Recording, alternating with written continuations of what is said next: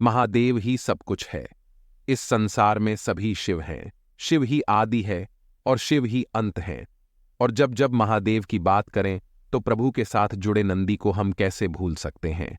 जहां पर भगवान शिव की पूजा होती है उस स्थान पर नंदी को भी याद किया जाता है। हर मंदिर में देखा जाता है कि भगवान शिव के सामने ही उनके वाहन नंदी की मूर्ति स्थापित होती है। जिस प्रकार भगवान शिव के दर्शन और पूजन का महत्व है, उसी प्रकार नंदी का दर्शन भी किया जाता है। नंदी जी भगवान शिव के वाहन ही नहीं है, वह उनके परम भक्त भी हैं। कहा जाता है कि यदि मनोकामना नंदी के कान में कहीं जाए तो वह भगवान शिव तक जरूर पहुंचाते हैं।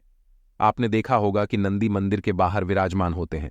कहा जाता है कि नंदी बाहर इसलिए विराजमान होते हैं ताकि भक्त आसानी से उन तक अपनी बात पहुंचा सकें। तो आखिर क्यों ऐसा क्या है, इसके पीछे की कथा आइए जानते हैं इस वीडियो में। मगर उससे पहले हमारे चैनल को सब्सक्राइब करना न भूलें और बोलें हर हर महादेव। शास्त्रों में इस बात का जिक्र किया गया है कि स्वयं भगवान शिवजी ने नंदी को वरदान दिया था कि जो तुम्हारे कान में आकर अपनी मनोकामना कहेगा उस व्यक्ति की सभी इच्छाएं जरूर पूरी होंगी। कहानी शुरू होती है। नंदी के पिता श्रीलाद ने जमकर भोलेनाथ की तपस्या की थी ताकि उन्हें एक संतान प्राप्त हो और का वंश आगे चल पाए। भगवान शिव के कठोर तपस्या से खुश होकर उन्हें पुत्र रूप में प्रकट होने का वरदान दिया। वरदान में श्रीलाद ने बैल जैसा पुत्र मांगा। कुछ समय बाद भूमि जोतते समय श्रीराज एक बालक मिला जिसका नाम नंदी रख दिया।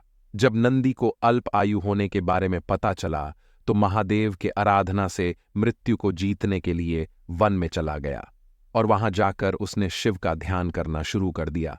भगवान शंकर नंदी के तप से प्रसन्न हो गए और उसे वरदान दिया कि नंदी तो मृत्यु और भय से हमेशा हमेशा के लिए मुक्त हो। मैं आज अजर और अमर होने का वरदान देता हूं। नंदी कैलाश पर भगवान शिव की निरंतर सेवा और आराधना करता था।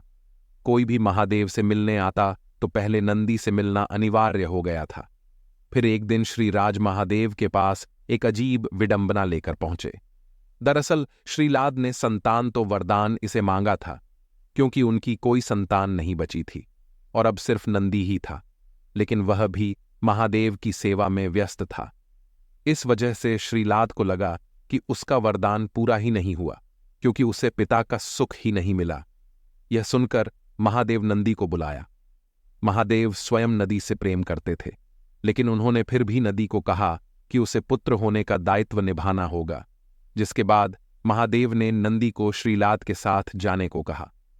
महादेव से दूर होने की पीड़ा नंदी को परेशान करती रही थी और उसने खाना पीना छोड़ दिया और वे काफी चिंतनीय जीवन व्यतीत करने लगा।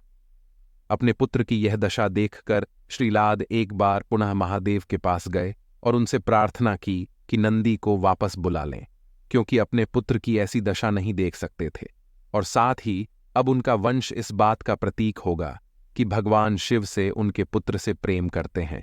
क्योंकि नंदी के जाने के बाद महादेव को भी उसकी बहुत याद सता रही थी। वह नंदी से प्रेम करते हैं। नंदी के साथ उनके प्रेम को देखकर ही महादेव ने उसे वरदान दिया कि कोई भी प्रार्थना महादेव तक पहुंचानी हो तो नंदी के कान उसे बोल दिया जाए। यह प्रार्थना सीधा महादेव तक पहुंच जाएगी। यहां तक कि माता पार्वती ने भी भगवान शिव तक संदेश पहुंचाने के लिए नंदी के कान में ही बोला था।